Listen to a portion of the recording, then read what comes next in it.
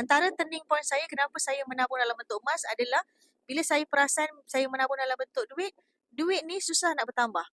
Tapi bila saya dah mula menabung dalam bentuk emas, cepat sahaja nak capai 10 gram pertama, 20 gram pertama dan seterusnya.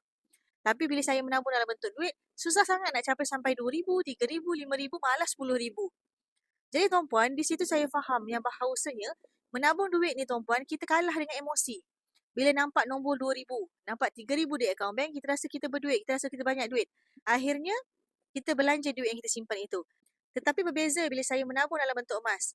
Ada 10 gram di akaun emas Gap, bermakna saya ada simpanan lebih RM5,000.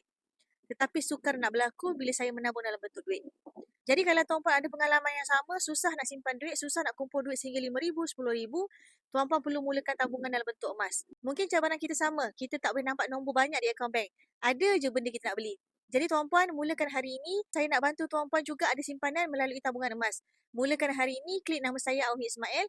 Kat situ ada link untuk tuan-puan daftar akaun secara percuma dan saya akan hubungi tuan-puan bila saya terima notification pendaftaran akaun tuan-puan.